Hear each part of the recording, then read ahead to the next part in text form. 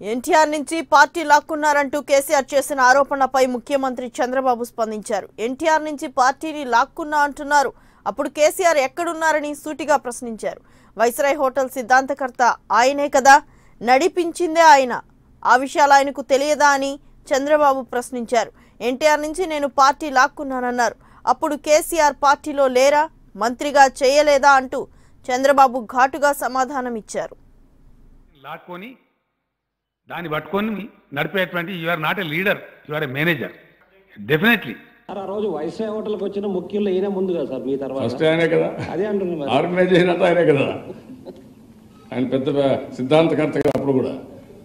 అప్పుడు కూడా సిద్ధాంతకర్త మీరందరూ ఉన్నారు కదా, లేరా మీరు? సిద్ధాంతకర్త ఆయనే. నీ మామ పెట్టిన పార్టీని లాక్కొని దాన్ని పట్టుకొని నడిపేటువంటి you are not a leader, you are a manager. Definitely ఆ రోజు వైస్రాయ్ హోటల్కి వచ్చిన ముఖ్యుల్లో ఈయన ముందు కదా సార్, మీ తర్వాత ఫస్ట్ ఆయనే కదా, అదే అంటున్నారు. ఆర్గనైజేషన్ అంతా ఆయనే కదా. ఆయన పెద్ద సిద్ధాంతకర్త కదా. అప్పుడు కూడా సిద్ధాంతకర్త మీరందరూ ఉన్నారు కదా, లేరా మీరు? సిద్ధాంతకర్త ఆయనే. ఏం చేస్తారండి? ఏముందండి దాంట్లో? ఏంటి మీరు చేసేది? నువ్వు ఒక ఎదురు, నేను 4 ఎదురు పెడితే ఏమవుతాయండి దాంట్లో? What are you talking? బెదిరిస్తావు నన్ను. ఏం బెదిరింపులు ఇవన్నీ? బెదిరింపులు వద్దంటున్నా, ఉందాతనంగా ఉందాం. ఫోన్ ట్యాప్లు ఉన్నాయి, ఇంకోటి ఉన్నాయి, చాలా ఉన్నాయి. తెలుక్కుంటే ఇవన్నీ బయట వస్తాయి. ఏంటి ఇవన్నీ? నేను ఫస్ట్ నుంచి కూడా డెవలప్మెంట్ మీద కాన్సన్ట్రేట్ చేయాలంటే బ్లాక్మెయిల్ కింద వస్తున్నాను. నన్నే బ్లాక్మెయిల్ చేస్తానండి. నరేంద్ర మోడీనే బ్లాక్మెయిల్ చేయలేదు. ఏం చేస్తాను నేను? బ్లాక్మెయిల్ భయపడతానా? నిప్పులాగా బతికాను, మీరు గుర్తుపెట్టుకోవాలి. ఎప్పుడు కూడా నేను ఎక్కడ తప్పు చేయాల, టెక్నికల్గా ఏది తప్పు చేయలేదు. ఏదైనా ఉంటే రాష్ట్రం కోసం, ప్రజల కోసం నిరంతరం పోరాడాను, ఫైట్ చేశాను. నేను అందుకే ఒక మాట చెప్పాను, ఈ 2,000 రూపాయలు ఎందుకండి, 5,000 రూపాయలు, 500 రూపాయల నోట్లు ఎందుకండి? నేను ఎవడన్నా ప్రజాసేవ చేసే డబ్బులు ఖర్చు పెట్టాలా? ఎందుకు ఖర్చు పెట్టాలి? నేను అవన్నీ నేను మాట్లాడలేదు. నేనేంటంటే అందుకు ఉందా తను. నేను ఎందుకంటే ఇప్పుడు కూడా మీరు చూశారు, ఆయన అంత పౌరుషంగా నేను పౌరుషంగా మాట్లాడదు, కానీ అసత్తుగా మాట్లాడదు. క్వశ్చన్ లేదు. ఆ విషయం అతను గుర్తుపెట్టుకోవాలి. ఎందుకంటే అందరిని మాట్లాడి అందరితో బిహేవ్ చేసి నాతో బిహేవ్ చేయాలని కుదరదు. నరేంద్ర మోడీ గవర్నమెంట్ ఏంటాడు కానీ ఎందుకంటాను? ఇందాక నరేంద్ర మోడీ మళ్ళా కౌగిలించుకున్నాడు, సన్నాస్ అన్నాడు, మరి కాంగ్రెస్ ఇడియట్స్ అన్నాడు. ఎక్కడికి పోతున్నా politics? What are you talking? అదే వెలాసిటీ కూడా ఉంటుంది కదా.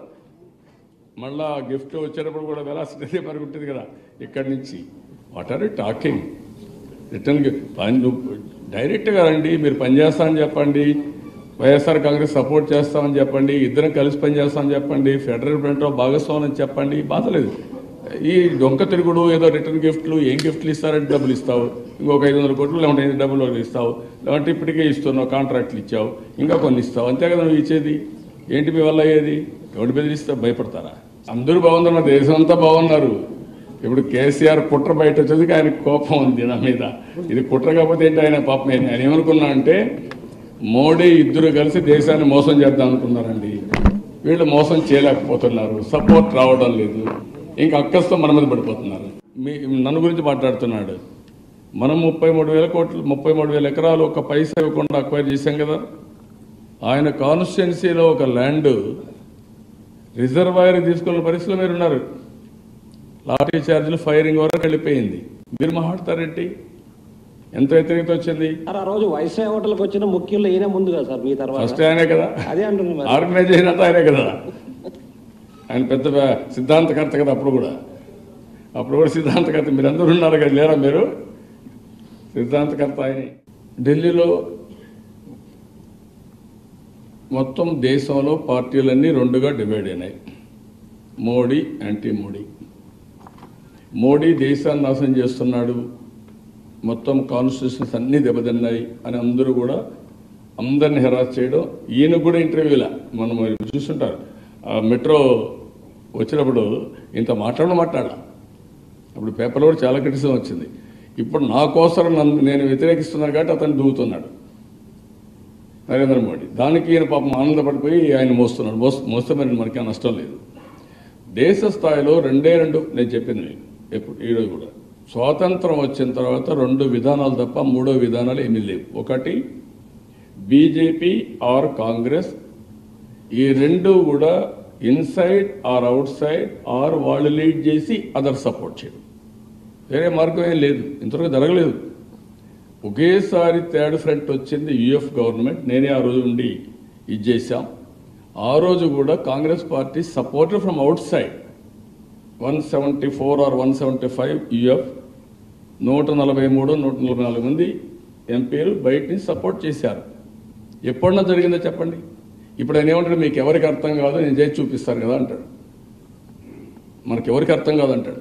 వార్నింగ్ ఇవ్వలేదమ్మా, ఎవరు భయపడరని చెప్తున్నా. మీరు అన్నారు కాబట్టి చెప్తున్నా, మాట్లాడితే ఓటు అని. ఏంటండి ఇది? What are you talking?